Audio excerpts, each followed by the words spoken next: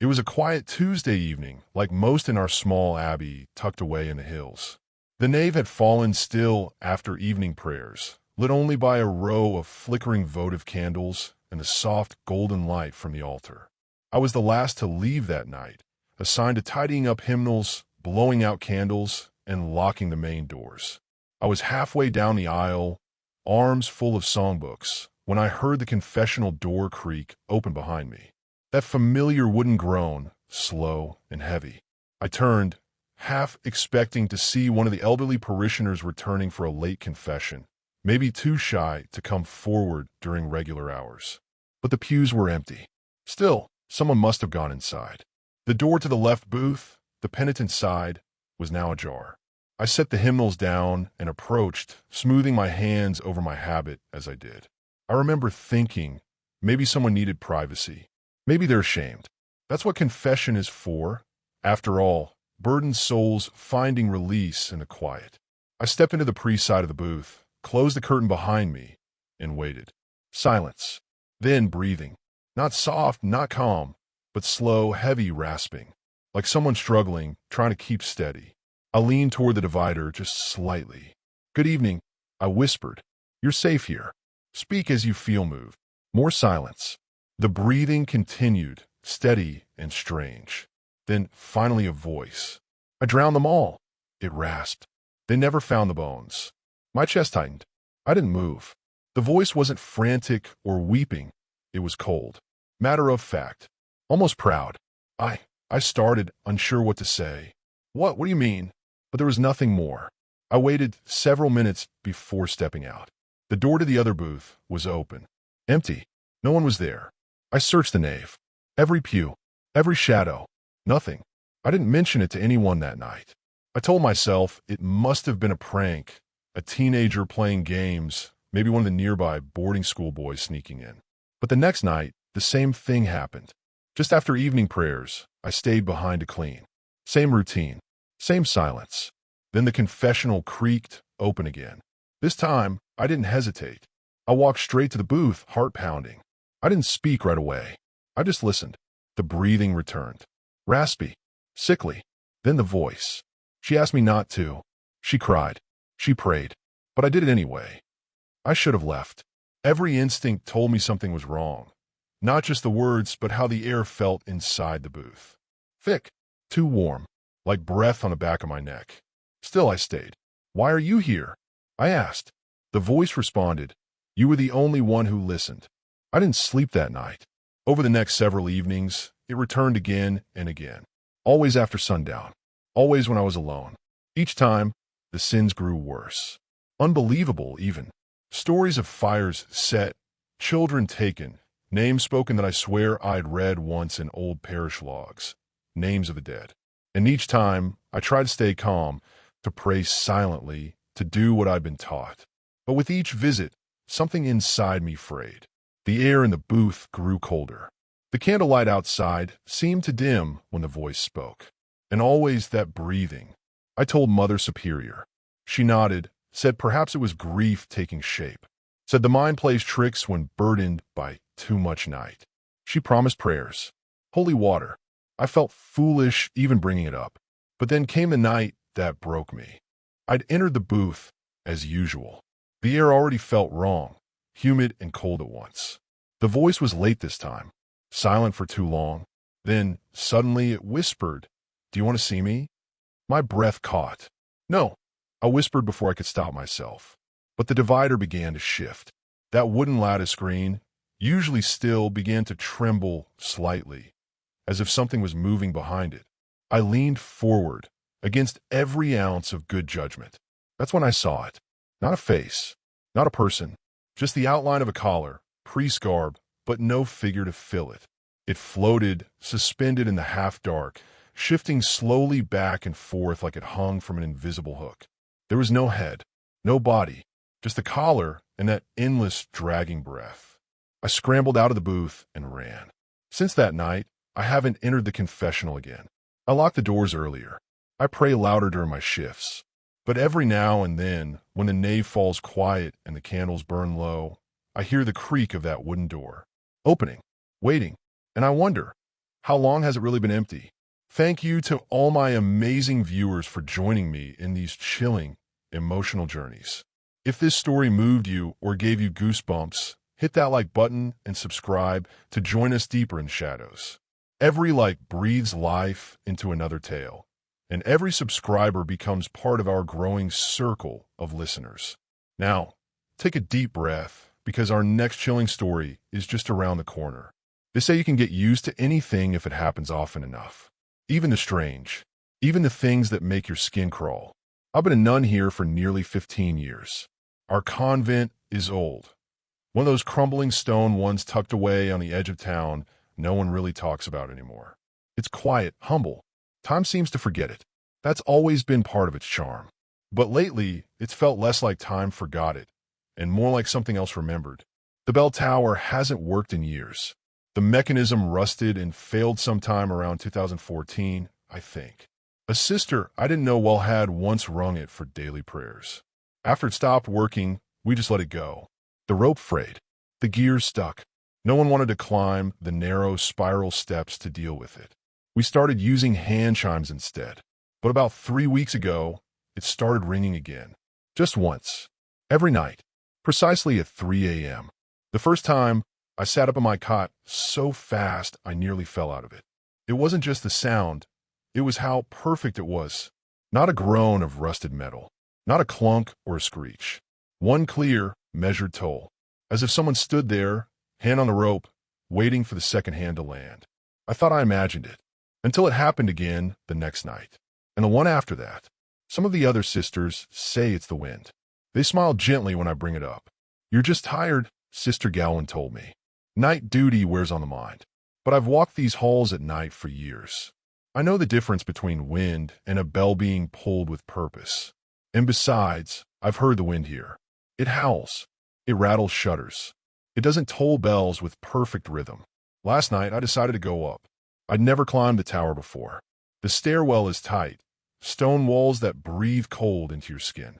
Dust coated the banister, and cobwebs hung like lace over the narrow slits of windows that ran up the shaft. I carried a lantern with me, though I questioned how much good it would do. The higher I climbed, the heavier the air became, like walking into a storm that hasn't started yet. The final landing was worse. The floor was thick with soot and time, decades of ash and old feathers. No one had stepped here in years. Or so I thought, because near the center of the room, I saw them. Footprints. Not from shoes, bare. Small. Like a child's. The toes were pointed toward the bell rope, which still hung loosely from the ceiling beam. And then they ended. Just stopped. About 2 feet from the window that looked out toward the woods. I stared at them for a long time. Something about the shape unnerved me. The heels were wrong. Too long. Too flat. Like the feet hadn't belonged to anything that walked upright. I stepped closer to the rope. I didn't touch it, not even with my glove. I just leaned in to see if it had moved. But it was still. Then the bell rang. Loud. Close. Right above me. I spun around, heart jackhammering, nearly dropping the lantern. There was no one there. No shadow. No breath. No shift in the air. But the rope was swinging gently, like it had just been pulled. I backed down the steps without looking back. I don't remember my legs moving, just the cold in my throat and the burning in my chest. Back in the hallway, I found Sister Therese walking toward morning prayers. I must have looked wild because she put a hand on my shoulder and asked if I was unwell. I told her I'd gone up the tower, that I saw the prince, that the bell rang while I stood there alone. She looked at me for a long moment. Then she said something I won't forget. That tower hasn't been empty since the accident. I didn't know what she meant. I asked. She hesitated, then muttered that there had been an orphan girl once, years ago, back when the convent also ran a small school. A child who wandered at night. A sleepwalker. They think she climbed the tower, maybe trying to ring the bell for fun. She slipped, fell, died instantly. It was a closed matter, buried quietly. Most of the sisters here now wouldn't know anything about it, except the bell hasn't rung since. Not until now. I haven't gone back up since then. But last night, I sat awake and watched the hallway clock tick past 3 a.m. And right on time, it tolled again. One long, clear ring. I still hear the faint shuffle of bare feet in the hallway some nights. And this morning, just outside my door, someone left a single dusty footprint. Small, toes pointed toward my bed. The novitiate room had been locked for as long as I'd been at the convent. Most of us never talked about it. The newer sisters didn't even know it existed. It was just a room down an unused corridor behind a warped wooden door that always looked a little too narrow, as if the building was trying to forget it was ever there. But when the east wing flooded from a broken pipe last winter, we had no choice. We needed dry space, and quickly. Mother Felice looked at me that night during supper and said, "You'll take the novitiate room, just for a few nights." She said it like it was nothing, but she didn't meet my eyes. I took my things after Vespers and made my way down the dark corridor. The light bulbs flickered more than they shone. The air was cold, colder than the rest of the building, like it had settled into the stone itself. The door creaked when I opened it, stiff and groaning like it didn't want to let me in. The room was plain. A small cot, a wooden crucifix above the bed, a single dresser, and a prayer kneeler tucked beneath a window that hadn't opened in decades. It smelled like dried lavender and old dust, like someone had tried to make it peaceful a long time ago and failed. That first night, I didn't sleep well. Not because of anything obvious. Just unease. The cold never lifted. It hung around my ankles despite my blanket. Around midnight, I heard soft knocks, just 3, evenly spaced, coming from the wall behind my bed. I held my breath and waited. Nothing else followed. In the morning, my rosary was gone. I always keep it under my pillow, tucked against the mattress. But it had vanished. I searched the room, checked my bag twice. Nothing. I asked the others, but no one had seen it. The second night, the knocking didn't come, but there were whispers barely audible, like a conversation just out of reach. I pressed my ear to the wall and could hear 2 voices, one male, one female. The words were muffled, impossible to make out. But the tone wasn't kind. It sounded pleading, then suddenly cut off. I got out of bed, turned on my small bedside lamp, and sat there the rest of the night, rosary-less, mouthing Hail Marys under my breath. On the third night, I woke to humming. Not loud, not melodic. A lullaby, I think, though I didn't recognize the tune. It was off, not quite in tune, not quite in rhythm. It sounded like something a child might hum while rocking themselves in the dark. I lit the candle by the window. That's when I saw her. A figure, kneeling in the corner, head bowed, long hair falling forward.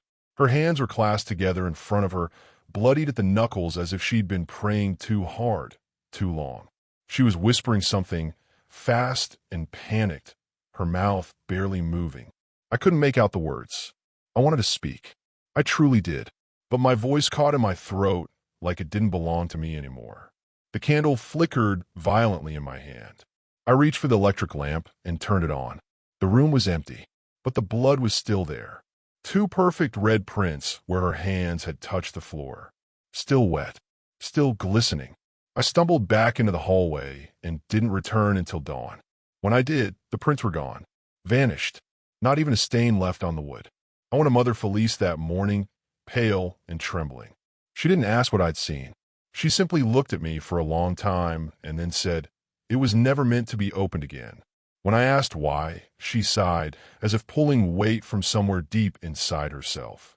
"Decades ago," she began, "there was a girl named Sister Leonia. She was only 17, too young to take vows, but she was devout. Fiercely so. She prayed morning, noon, and night. But she became obsessive, started hearing things, said she had conversations with angels, then devils. We tried to help her gently, but one night she locked herself in that room and refused to come out. I said nothing. They found her kneeling at the window, hands bleeding, eyes wide open. She'd scratched words into the wall with her nails, some Latin, some not. She had starved herself in silence. We buried her in the cemetery behind the chapel. Closed the room. No one has slept there since. I stayed silent, but I couldn't help myself. I returned that evening with a candle and a prayer book. I had to see. I didn't sleep. I just sat, the candle flickering low, my breath visible in the cold. And around midnight, I heard her again. That humming. Only now, I recognized the pattern. It matched the rhythm of the sorrowful mysteries of the Rosary. 5 decades, 5 wounds. I whispered prayers as I sat frozen in bed, and when the humming stopped, I saw her silhouette at the window, kneeling, hands bloodied, face turned just slightly. She mouthed something to me. I couldn't hear the words, but I knew what they were. Finish it. The next morning, the rosary I'd lost appeared on the floor beside the bed. I haven't slept there since. And now, when I walk past that hallway, I hear soft humming behind the door. Always 5 notes. Always in the dark. And I keep wondering what would have happened if I had finished the prayer. The old stone schoolhouse sits at the far edge of the convent grounds, separated from the main chapel by a narrow gravel path and a row of wind-worn trees. It hasn't been updated in decades. The windows rattle in the wind. The floorboards creak with every step, and no matter the season, the corners always seem to hold a draft. Still, I love teaching there. For years, I handled evening catechism in that room.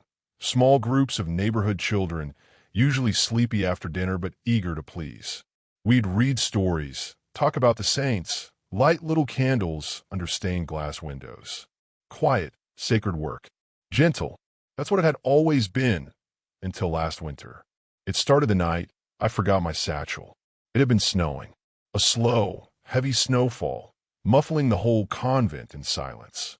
I'd locked the schoolroom as usual, walked back up to the dormitory, then realized halfway, through brushing my teeth, that my satchel, containing my lesson plans, my rosary, and my copy of Lives of the Saints, was still sitting under the desk.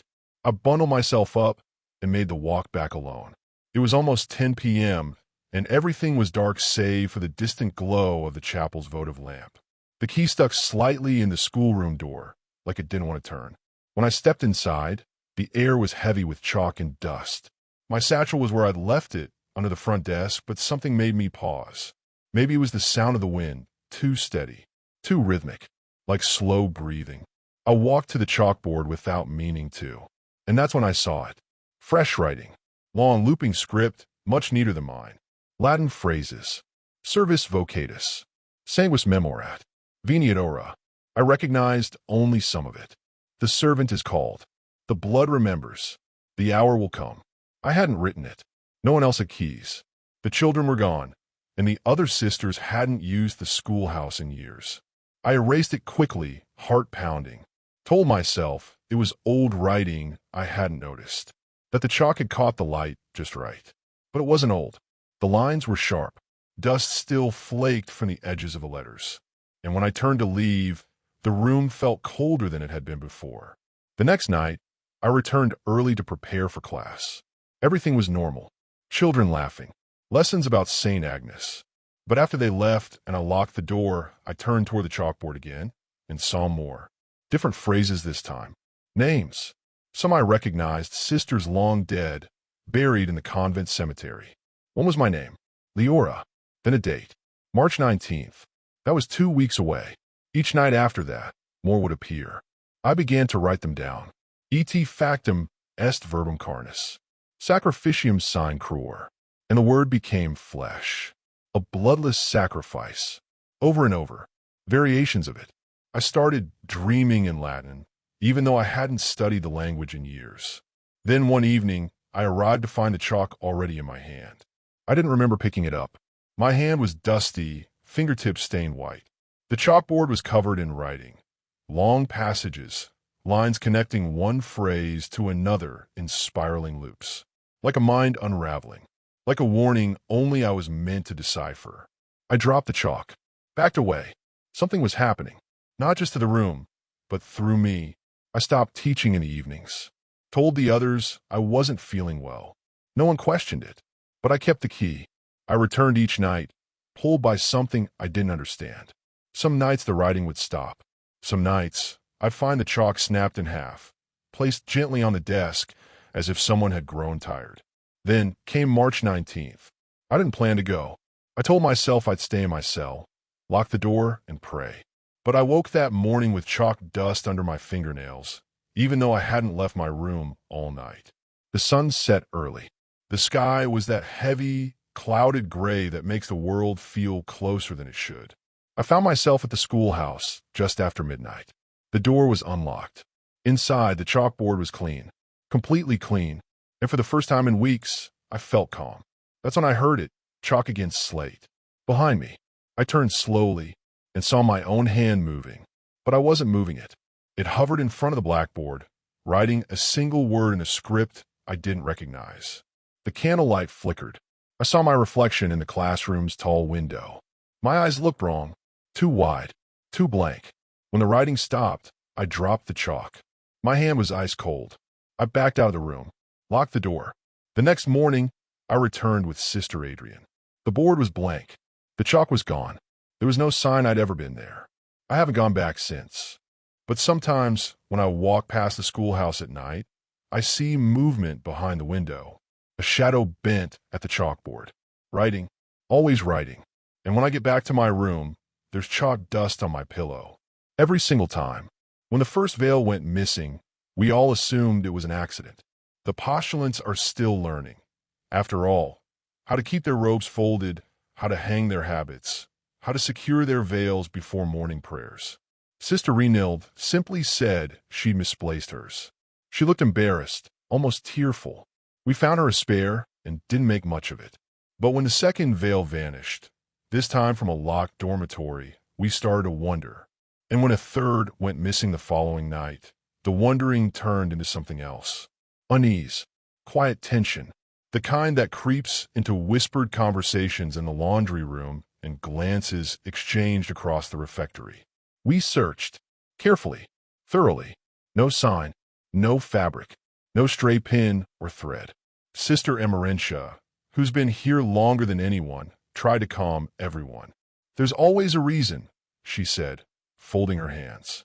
Let's not invent demons before we find the mice. But the novices started sleeping with their veils under their pillows. Then came the fourth night. I had just finished copying passages from the Rule of St. Benedict for the new postulants and was walking back to my room. The halls were dim. The electric lights in our wing are older than most of us and flicker when the wind presses against the glass. The floorboards creaked under my steps, the same way they always do. But then I heard someone else walking. Not behind me. Ahead, turning the corner at the far end of the hall. I could see a figure in full habit, robes sweeping the floor, veil flowing. Only something was off. The veil hung backward. The tail of it draped down the front instead of the back, like a curtain over the face. There was no shape beneath it. No nose. No chin. Just a smooth fall of black fabric covering where a face should have been. She didn't move like any of us. Too smooth. Too still. She floated more than walked, her steps barely pressing against the boards. But I heard her all the same, soft, scraping footsteps that didn't match the way she moved. I froze. She turned slightly, slow, until she was facing my direction. I still couldn't see anything beneath the veil. Then she started toward me, deliberate, unhurried. I backed away. 1 step, 2. She stopped in front of my door, raised one hand, pressed her palm flat against the wood, and whispered, so low it almost wasn't sound at all, "You're next." The voice didn't sound like a woman's, not even like a person's. It was too deep, too strained, like wind passing through an old pipe organ. Then she was gone, just gone. No footsteps, no movement, just the sudden emptiness of the hallway. I didn't sleep that night. I sat up in my bed, rosary clenched so tightly the beads left impressions in my fingers. Every creak made my heart race. I left my habit folded neatly at the foot of the bed, veil tucked beneath it. But when morning came, the veil was gone. Not moved, not misplaced. Gone. No one had entered.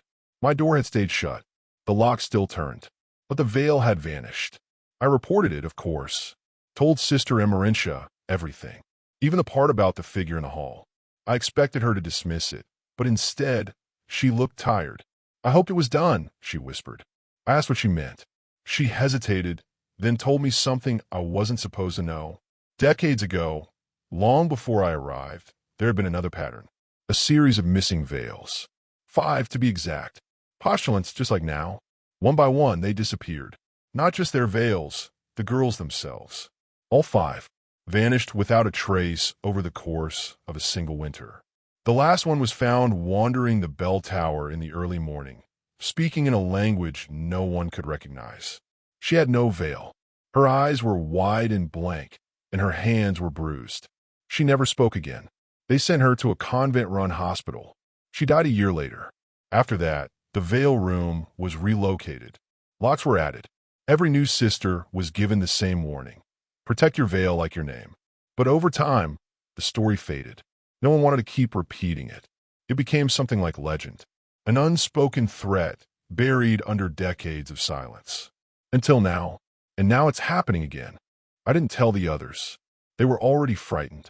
Postulants jumped at shadows, clutched their veils like lifelines. One girl asked to leave the order entirely, said she felt something breathing behind her while she prayed in the chapel. I began sleeping with a spare veil wrapped around my pillow, though it brought little comfort. A few nights later, I heard soft footsteps again, this time just outside my room. I didn't move, didn't breathe. Then the sound stopped. When I opened the door the next morning, I found a veil hanging from the doorknob. Not mine. It was one of the missing ones, torn slightly at the hem, and cold, so cold it stung my fingers. No one has claimed it, and since then, the hall has been quiet. For now. But some mornings, I find faint handprints on my door. Just one, right where she touched it. The backward veil, the voice like wind, the whispered promise. You're next. And every time I dress, every time I pin the veil in place, I wonder if she's waiting to take this one too. There's a well behind the chapel that we've always been told never to use. I remember the first time I noticed it, overgrown with ivy, surrounded by mossy stones, hidden just past the rose bushes that bloom in late spring. I asked Sister Emerentia about it during my first month in the order. She looked up from her needlework and said, without pause, that well is not for us. I assumed it had gone dry, or maybe the stones had shifted and made it dangerous. A simple matter of safety. Unstable, they said, covered for a reason. And for years, no one questioned it. But that changed during the drought. It was the driest summer in decades. The gardens withered. Rain barrels emptied. The taps in the east wing began to sputter. The cistern barely filled. The ground cracked like old parchment beneath our feet. We rationed water, cups at a time, measured carefully. Prayers for rain became part of every meal. One afternoon, after hauling heavy jug from the town's central spigot for the 5th day in a row, Sister Elodia turned to me and said, "The old well is still here, isn't it?" I hesitated, then nodded. That evening, when the air was thick with dust and the chapel candles burned too quickly, I slipped behind the rose bushes.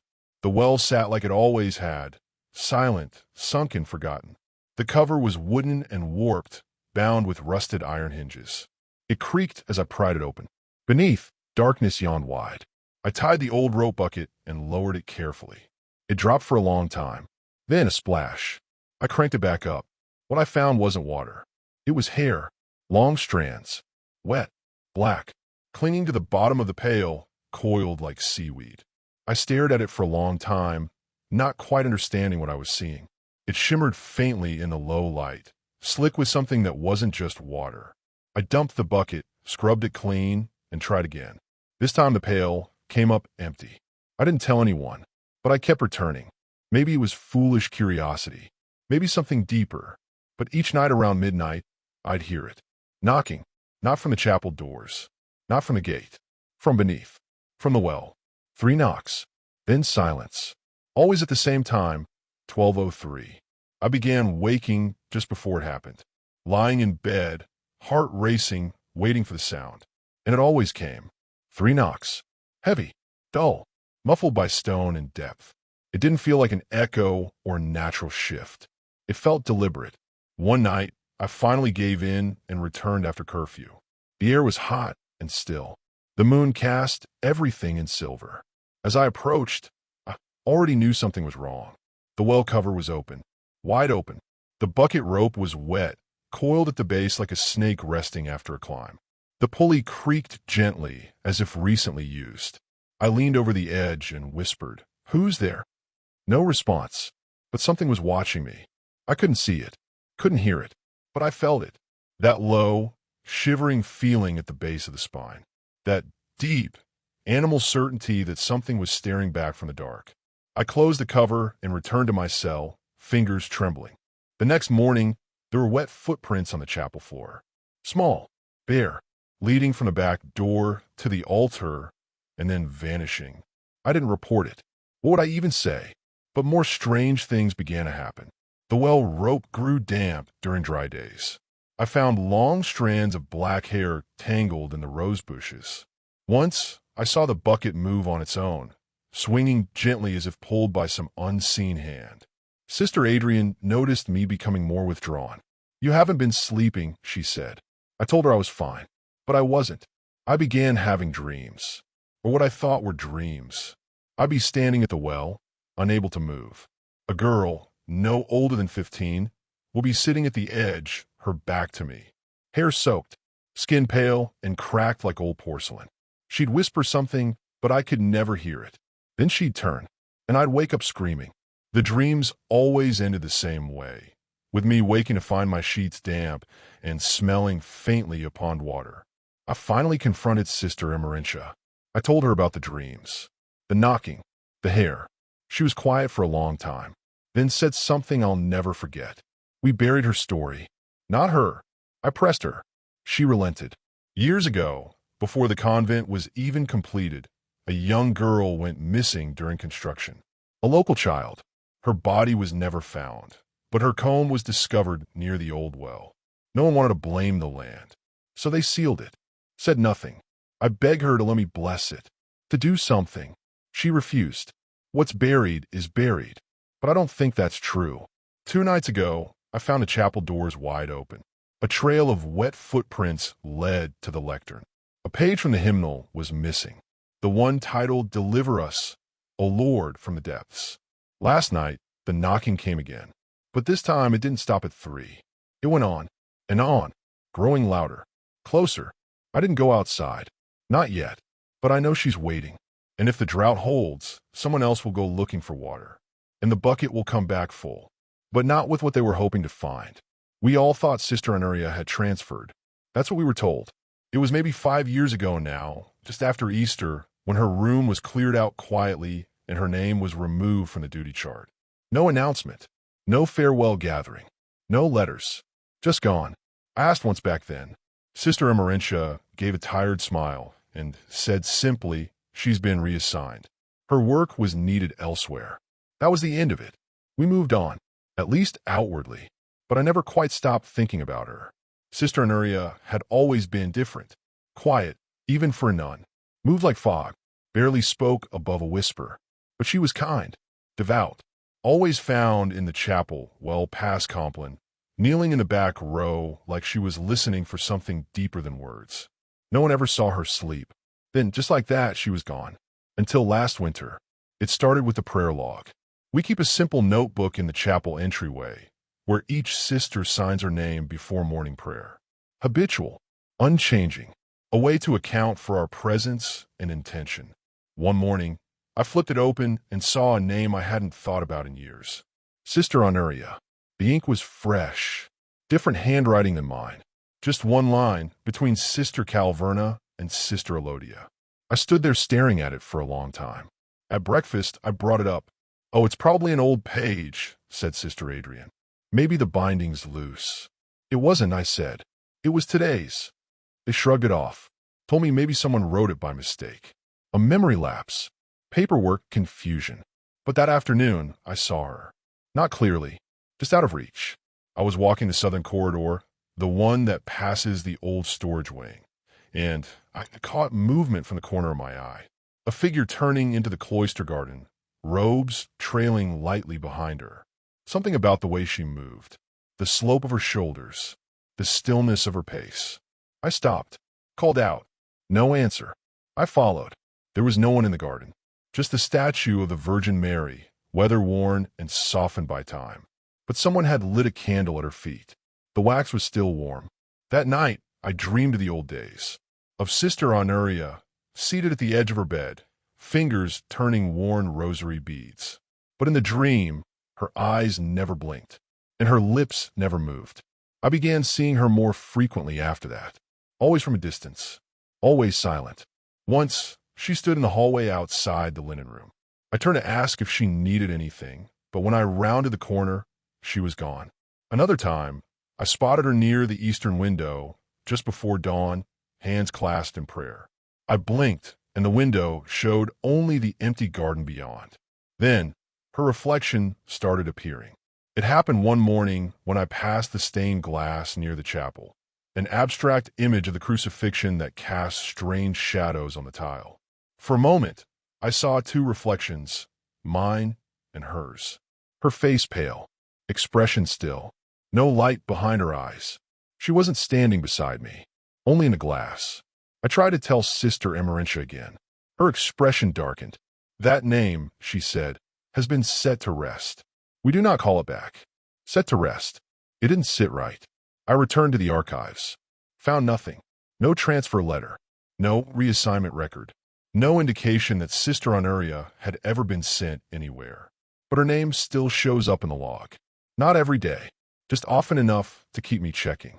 Sometimes it's been signed in the early hours, before the doors are even unlocked. Sometimes the pen leaves a trail across the page, like someone pressed too hard, or like the hand lost control halfway through. And still I see her. She stands in the garden now. Not every day, just some. When the fog rolls in thick or the bells ring just slightly off tempo. She stands near the statue, always in the same posture, hands clasped, head bowed, but never facing the statue. Always turned just slightly away, toward the window, toward me. I've stopped mentioning it to the others. They've grown used to ignoring the strange things, to preserving the quiet. But I know I'm not the only one who sees her. Once I saw Sister Leora freeze in the corridor, eyes wide as she stared past me. When I turned, no one was there. She shook her head and whispered. I thought she was gone. I asked who. She wouldn't say, but I knew. And now I avoid the chapel at dawn. I walk faster through the southern halls. I sleep with my lamp on. But even then, I sometimes wake with the scent of old wax and lilies in the air. And once, I found a prayer log open beside my bed. Her name signed, and underneath it, in a second line, smaller, lighter, almost fading, you forgot me. I don't know what happened to Sister Honoria. I don't know where she is, but I don't think she ever left. I wasn't looking for anything. I was only trying to find more candles. The storage room at the back of the convent is little more than a stone closet with low ceilings and shelves that lean if you breathe too hard. We keep it locked, not because there's anything valuable in there, but because things go missing. Dusty hymnals, cracked pitchers, and used Christmas decorations. A mouse problem, maybe. That's what we told ourselves. But that day when I turned the key and stepped inside, I noticed something that hadn't been there before. An old wooden crib, pushed into the corner, partially covered with a sheet. It wasn't listed in our inventory log. No one had mentioned it being moved or donated or delivered. I asked Sister Adrian about it later that day, and she just blinked at me. We don't keep things like that, she said. Not here. She was right. No children have ever lived in the convent. Not as far back as our records go. And yet, there it was. Solid oak, rocker legs, worn carvings of vines, and birds along the side rails. Someone had loved it once. I told myself it was probably an old prop for a nativity play. Maybe forgotten. I should have left it alone. That night, I couldn't sleep. At first, I thought it was the wind. A soft, stuttering sound, like something shifting just beyond the windows. Then I realized it wasn't the wind. It was crying. Not loud. Faint. Muffled. As if behind a wall. A child cry. Soft and rhythmic. The sound of need, of ache. The kind that pulls at something deep in your chest, even when you know it's not real. There are no infants in the convent. Still, I got up. I walked the halls in my slippers, candle in hand. I told myself I was just making sure the pipes weren't hissing again, or that a stray cat hadn't wandered near the garden. But as I neared the storage room, the crying grew clearer. I stood outside the door, the key in my hand. My fingers shook. Then it stopped. Not faded, not slowed, just stopped. I unlocked the door and stepped inside.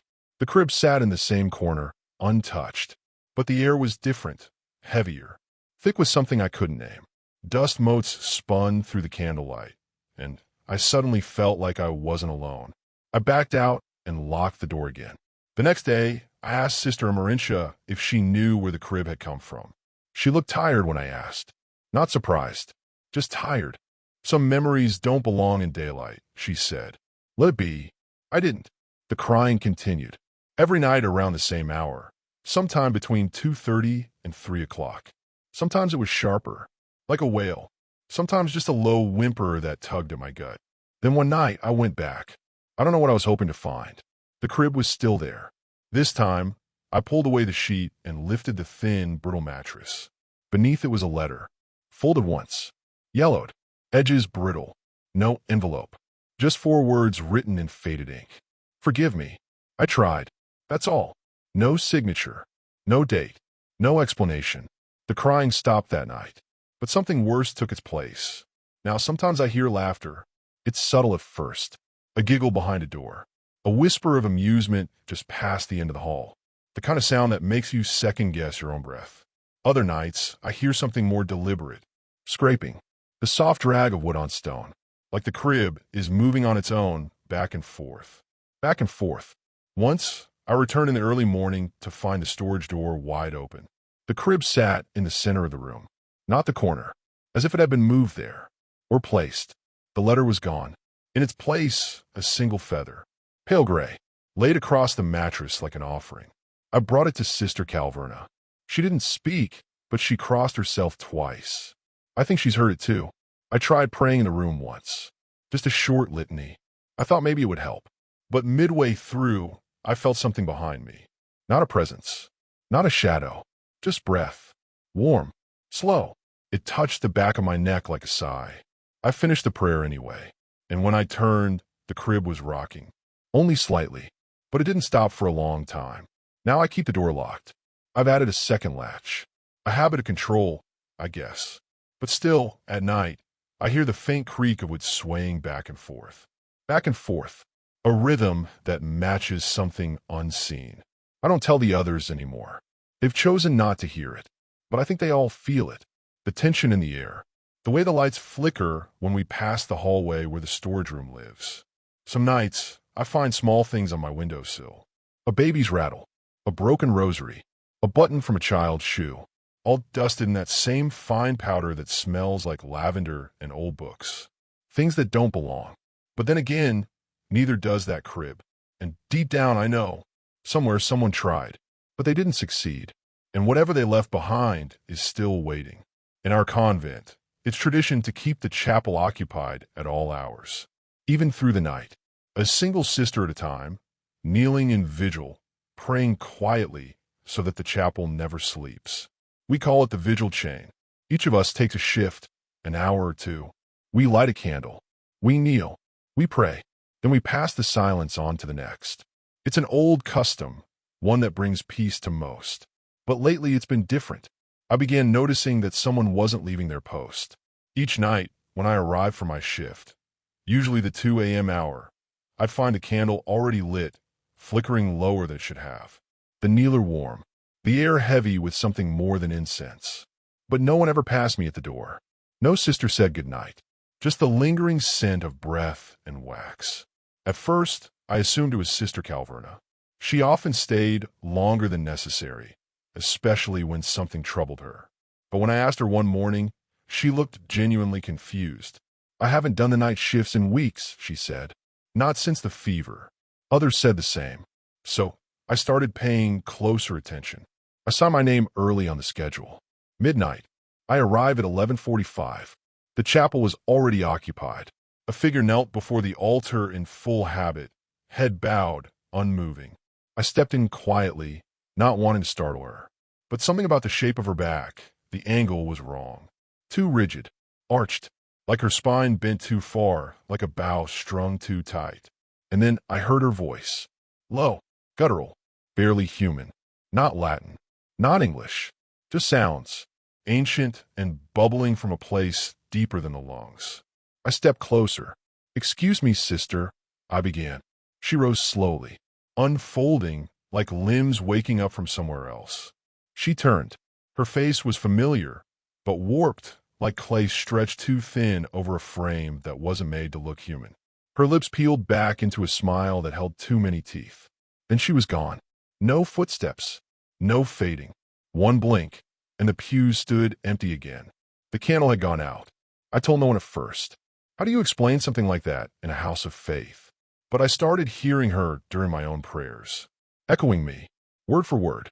At first, I thought it was memory, my own voice in my head, reflecting each line. But it didn't sync. It always came a half-second late, and the tone was off. Too low, gravel-edged. I'd pause. She'd pause. I'd begin again. So would she. I tested it. Made up prayers. Spoke nonsense.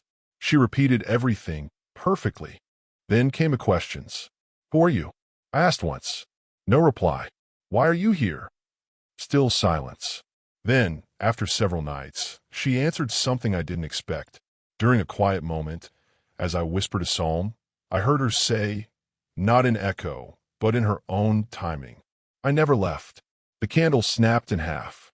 That night, I took the long way back to my room, heart racing.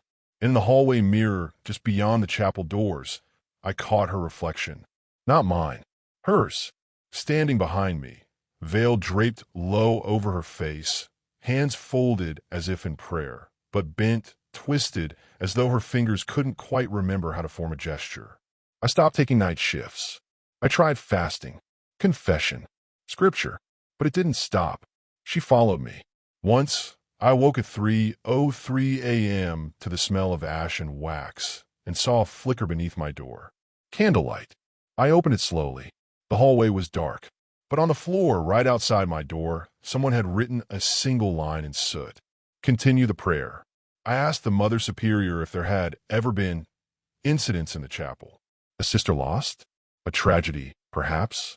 She looked away and only said, there are some voices we no longer name. Some prayers that must not end. She didn't elaborate, but I began researching old records. Files tucked away in the convent library. Discarded rosters. Journals. In one brittle notebook, tucked between pages of mundane inventory, I found a short entry from 1933. Sister Lucida continues her prayer vigil without break. 5 nights now. We're concerned, but she says she's been chosen, that the prayer must never stop or the door opens. She does not sleep. No further mention. I asked about Sister Lucida. No one remembered her. But sometimes when I pass the chapel, I hear a voice, soft and whispering, from behind the altar curtain. Whispering in a rhythm that never breaks, never pauses. A prayer with no beginning and no end. Now, even during the day, I hear her echoing me. Not in words anymore, but in breath. In silence. In the way the air tugs slightly when I speak. Like something's listening, repeating, mirroring, waiting. Last night, someone signed the vigil schedule for every hour. 12 names. All Sister Lucida. No one has seen her. No one will speak of it. But the candle never goes out now. And the prayer continues. Even when no one is kneeling. Even when the chapel is locked. Laundry has always been a comfort to me. In a life of prayer, silence, and discipline, there's something reassuring about routine. The scent of soap, the warmth of folded linen, the quiet clatter of the machines. Simple tasks done in peace. That Tuesday started like any other. I was folding habits in the laundry room, stacking them neatly on the wooden table. Most were standard issue, stiff fabric, stitch tags, initials marked by each sister. But one stood out. It wasn't from our order. The fabric was thinner, faded with age. The collar was hand-stitched, not machine-sewn, and there were faint reddish stains along the neckline. Something like old rust, maybe blood. The hem was slightly frayed. It had no tag, no initials. I held it up, puzzled. It wasn't modern. The cut was older, maybe even decades out of date. But it was clean, crisp even. Someone had laundered it recently. I assumed it had been donated or mistakenly sent from another convent. I folded it gently and set it aside. That night, after evening prayers, I returned to my room. It was waiting for me, laid out neatly across my bed. The same habit, perfectly pressed. The fabric slightly warm, as if freshly ironed. I hadn't brought it back. I hadn't seen anyone take it from the laundry room. I didn't touch it. I left it folded on my dresser and slept uneasily. In the morning, it was gone. I chalked it up to confusion. Maybe one of the others had borrowed it for sewing reference. Maybe I was tired, dreaming. But the next day, it returned. Back on my bed, same as before. Folded, waiting. Every day that week, it appeared. Always around sunset. Always untouched by me. I tried locking my door. I kept the habit in a drawer under a stack of my own.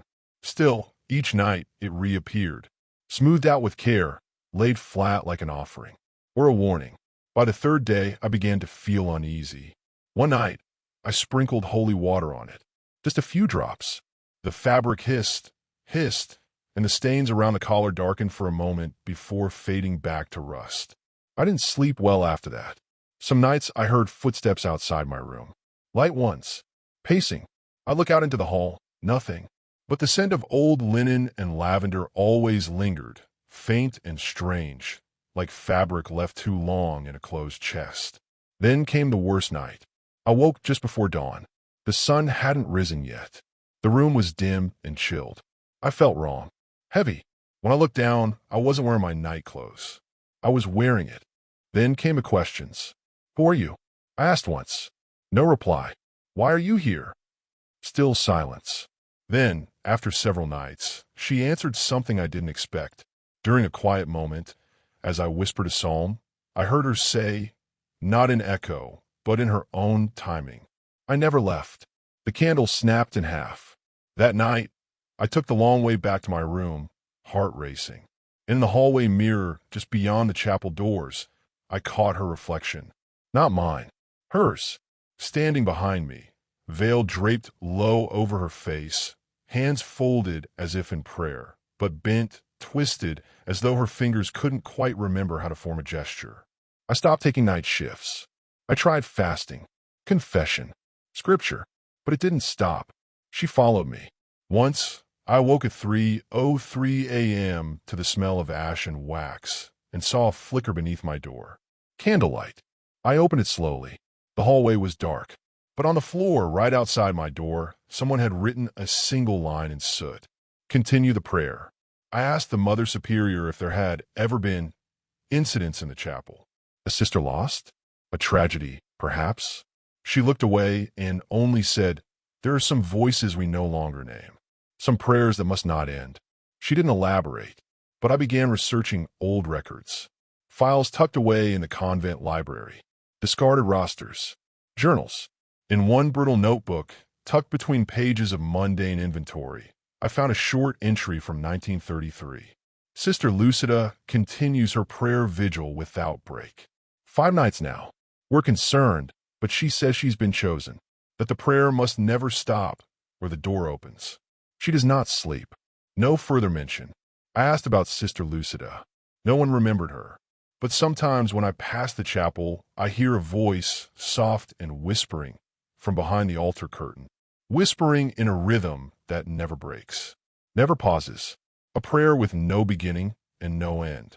Now, even during the day, I hear her echoing me. Not in words anymore, but in breath, in silence, in the way the air tugs slightly when I speak. Like something's listening, repeating, mirroring, waiting. Last night, someone signed the vigil schedule for every hour. 12 names, all Sister Lucida. No one has seen her. No one will speak of it. But the candle never goes out now. And the prayer continues. Even when no one is kneeling. Even when the chapel is locked. Laundry has always been a comfort to me. In a life of prayer, silence, and discipline, there's something reassuring about routine. The scent of soap, the warmth of folded linen, the quiet clatter of the machines. Simple tasks done in peace. That Tuesday started like any other. I was folding habits in the laundry room, stacking them neatly on the wooden table. Most were standard issue, stiff fabric, stitch tags, initials marked by each sister. But one stood out. It wasn't from our order. The fabric was thinner, faded with age. The collar was hand-stitched, not machine-sewn, and there were faint reddish stains along the neckline. Something like old rust, maybe blood. The hem was slightly frayed. It had no tag, no initials. I held it up, puzzled. It wasn't modern. The cut was older, maybe even decades out of date. But it was clean, crisp even. Someone had laundered it recently. I assumed it had been donated or mistakenly sent from another convent. I folded it gently and set it aside. That night, after evening prayers, I returned to my room. It was waiting for me, laid out neatly across my bed. The same habit, perfectly pressed. The fabric slightly warm, as if freshly ironed. I hadn't brought it back. I hadn't seen anyone take it from the laundry room. I didn't touch it. I left it folded on my dresser and slept uneasily. In the morning, it was gone. I chalked it up to confusion. Maybe one of the others had borrowed it for sewing reference. Maybe I was tired, dreaming. But the next day, it returned. Back on my bed, same as before. Folded, waiting. Every day that week, it appeared. Always around sunset. Always untouched by me. I tried locking my door.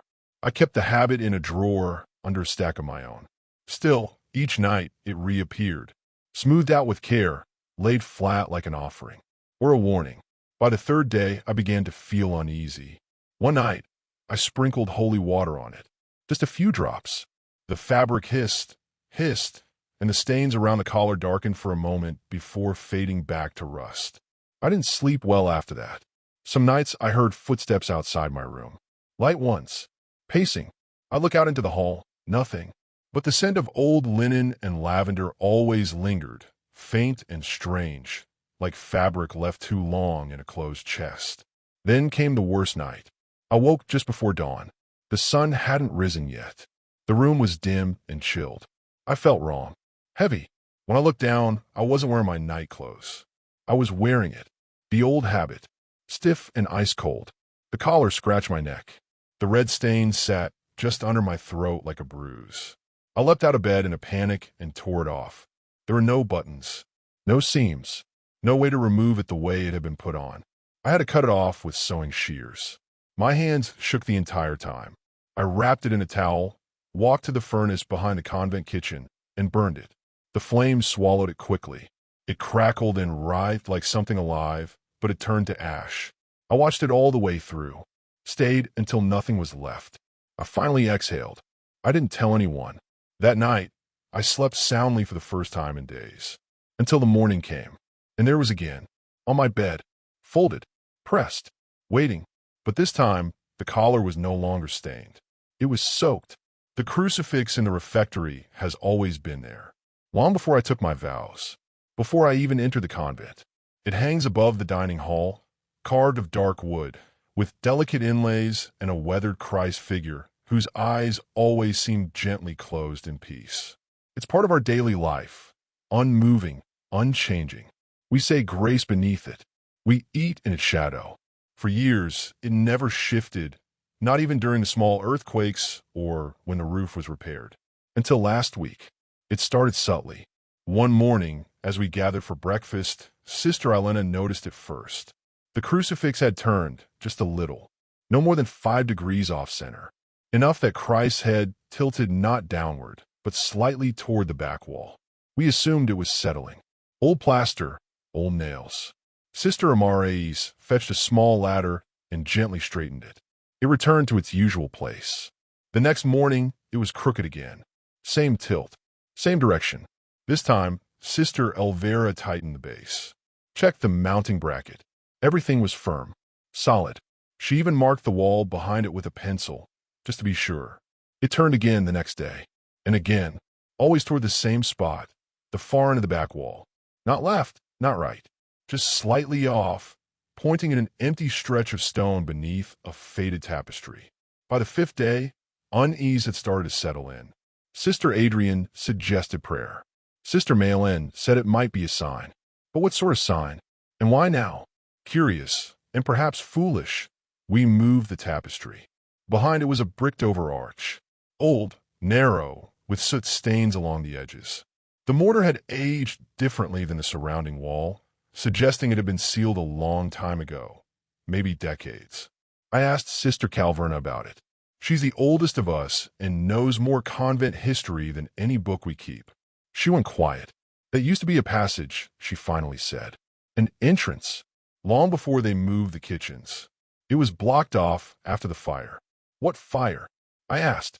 She didn't answer. That night, I stayed in the refectory after Compline. The sisters had all gone to their cells. The lights were low.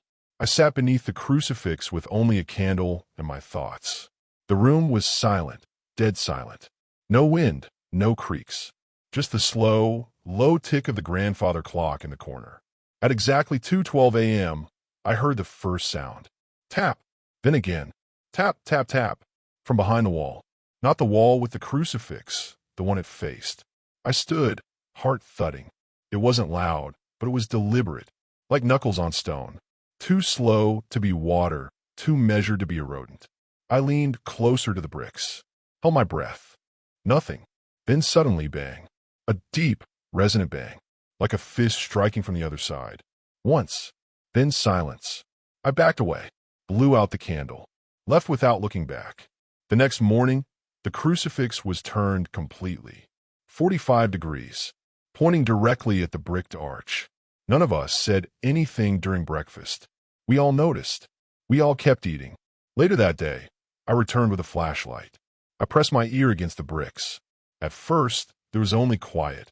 Then, the faintest sound, not banging this time, breathing, shallow, raspy, like someone resting just on the other side. I jumped back. My hand grazed the wooden frame around the cross as I stumbled. And in that moment, I swear the air shifted like the whole room exhaled. That night, the crucifix fell, crashed to the ground during evening prayers. It split clean in two, Christ's figure detached from the cross entirely. The sisters gathered around it in silence. No one spoke.